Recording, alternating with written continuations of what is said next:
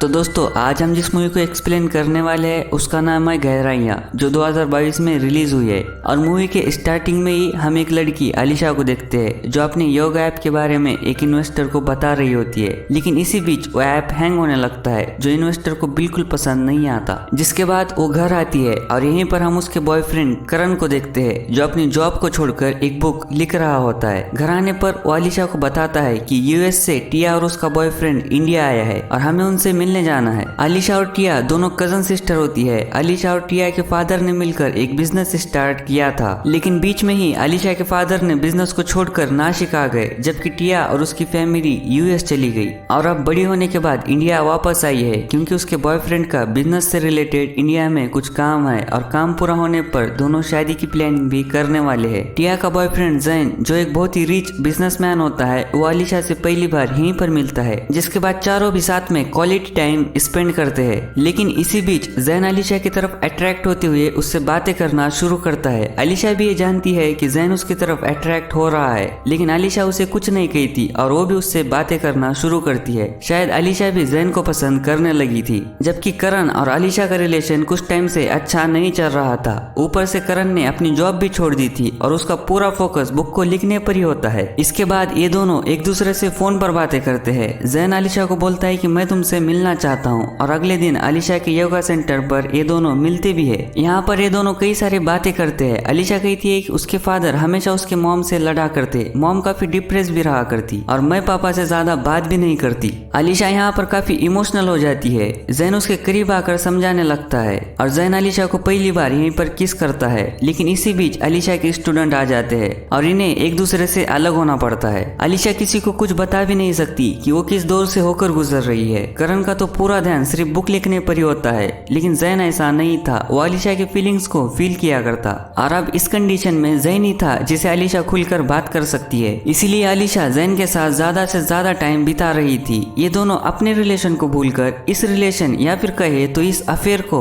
ज्यादा इंपॉर्टेंस दे रहे थे। जब भी इन्हें टाइम मिलता है एक दूसरे के करीब आते हैं और गहराइयां तक पहुंचने का वो काम जैन कर देता है। जैन ने अलीशा की फाइनेंशियल हेल्प भी की होती है उसे एक इन्वेस्टर देकर। अब अलीशा उसने बनाई हुई ऐप को लॉन्च कर सकती है। लेकिन इसी बीच अलीशा के बर्थडे पार्टी पर करण अलीशा को शादी के लिए प्रपोज करता है। अलीशा उसे मना भी नहीं कर सकती क्योंकि ये दोनों एक लंबे समय से रिलेशन में है, इसीलिए अलीशा शादी के लिए मान जाती है। उसे पता था कि जैन उसके साथ हमेशा नहीं रहने वाला और करण ने जो बुक लिखी थी अपनी पूरी जान लगाकर कोई भी पब्लिशर उसे पब्लिश करने के लिए तैयार नहीं हो रहा था। ऊपर से करण अलीशा को टाइम भी नहीं दे रहा था और सारा खर्च अलीशा ही संभाल रही थी। इस बात को लेकर इनके बीच कहासुनी होती है। अलीशा को लगता है कि शादी के बाद ऐसा ही चलेगा, इसलिए वो इस रिलेशन को खत्म करना चाहती है और इसे लेकर वो अपने पापा के पास आती है, जहाँ वो कहती है कि अब मैं करण के साथ नहीं रह सकती। करण मेरे साथ वैसे ही करेगा पापा जैसे आपने मॉम के साथ किया, उन पर ध्यान नहीं दिया, उनकी केयर नहीं की, इसके चलते उन्होंने सुसाइड कर ली। अगले दिन टिया और अलीशा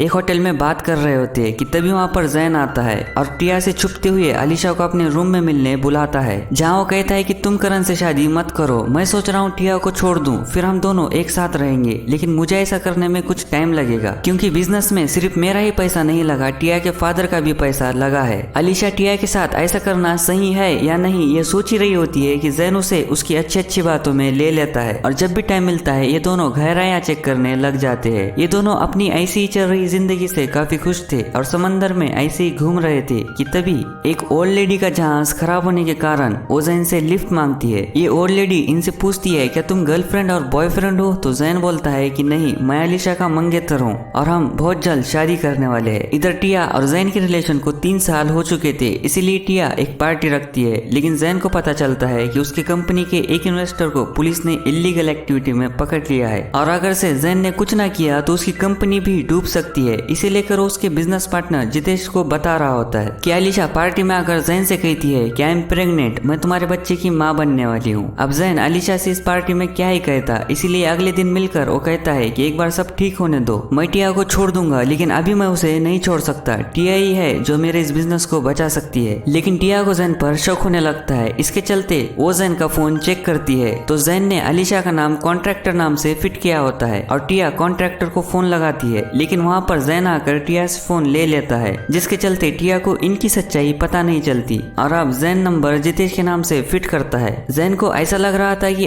अलीशा से पीछा छुड़वाना ही अच्छा होगा, उसके लिए भी और उसके बिजनेस के लिए भी। साथ में टिया का भी बिजनेस में पैसा लगा था। इधर अलीशा को जैन पर बहुत गुस्सा आता है कि वो एक तो प्रेग्नेंट है, ऊपर से जैन उसके पास भी नहीं है और वो उसका फोन भी नहीं उठा रहा, जबकि जैन की कंपनी दिन बीतने के साथ साथ डूब रही थी। एक दिन अलीशा योगा सेंटर पहुंचती है, जो योगा सेंटर जैन ने अलीशा को दिया होता है। तो कुछ लोग उस सेंटर को बंद कर रहे थे और इन्वेस्टर्स जैन के कंपनी के साथ जुड़ने से मना भी कर रहे थे। इसीलिए अलीशा जैन के ऑफिस आती है। अलीशा को देख पहले तो जैन को बहुत गुस्सा आता है, जिसके बाद वो कहता है कि देखो अलीशा, मैं नहीं चाहता किसी को भी हमारे बारे में पता चले, इसीलिए प्लीज यहाँ से चली जाओ। लेकिन जितेश इन्हें देख लेता है और जैन से कहता है कि जैन, अब टिया ये हमारे बिजनेस को बचाने का लास्ट ऑप्शन है, तुम उससे बात करो पैसों को लेकर। और जब जैन टिया से बात करता है तो वो फौरन से मान जाती है। वो कहती है कि मेरे पास मौजूद सारी प्रॉपर्टी मैं गिरवी रख दूंगी और इस तरह से पैसों का इंतजाम हो जाएगा। जैन कहता है कि ठीक है, हम घूमने के लिए कहीं बाहर जाएंगे। जैन टिया को पूरी तरह से अपने साइड करना चाहता है और अलीशा को बोलता है कि मैं बिजनेस के काम से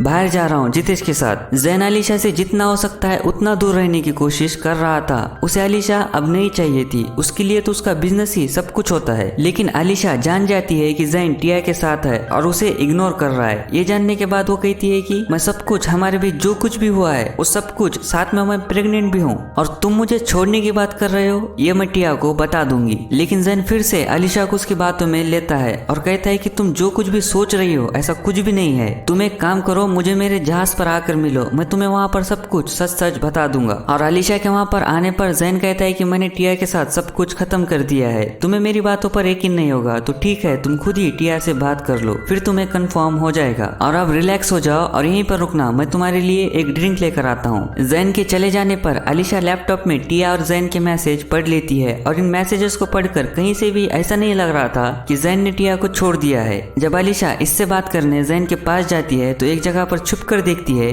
कि जैन उसके ड्रिंक में कुछ मिला रहा होता है, यानी जैन ने अलीशा को यहाँ पर उसे जान से मारने के लिए बुलाया होता है। जिसके बाद वो कहती है कि मुझे बस अपने घर जाना है। तो जैन समझ जाता है कि अलीशा को पता चल चुका है। जिसके बाद इनके बीच फाइट होती है, जिसमें जैन जहाज से नीचे गिर जाता है और अलीशा फौरन से किनारे आकर घर जाती है और बहुत रोती है। वो सोचती है कि मैंने जैन की खातिर सब कुछ छोड़ दिया, लेकिन जैन ने मुझे मारने की कोशिश की। अलीशा उसे मारना नहीं चाहती थी, जैन गलती से पानी में गिर गया। और अगली सुबह अलीशा को कॉल आता है कि जैन की डेड बॉडी नदी किनारे मिली है। लेकिन जितेश को पता होता है कि रात में जैन के साथ अलीशा ही थी, यानी जितेश भी इस क्राइम में इन्वॉल्व था। वो अलीशा से कहता है कि मुझे पता है तुमने ही जैन को मारा है और कुछ टाइम बाद पुलिस को भी पता चल जाएगा। अब मैं ये हूँ जो तुम्हें इस सिचुएशन से बाहर निकाल सकता है, लेकिन इसके रिटर्न में तुम्हें मेरा एक काम करना होगा। टिया के घर पर मौजूद एक फाइल को चुराना होगा, जिससे इस बिजनेस को बचाया जा सकता है। अलीशा की फाइल चुरा लेने पर जितेश सारे लोगों से कहता है कि मैं जैन का बिजनेस पार्टनर हूँ और मुझे लगता है कि शायद जैन ने बिजनेस को डूबते हुए देखकर सुसाइड कर ली। और अब जैन का केस एक सुसाइड केस बन चुका था, तो अलीशा भी इस केस से बाहर आ जाती है। जैन के चले जाने के बाद टिया अलीशा से कहती है कि मैंने जो प्रॉपर्टी गिरवी रखी थी वो मेरी नहीं तुम्हारी है।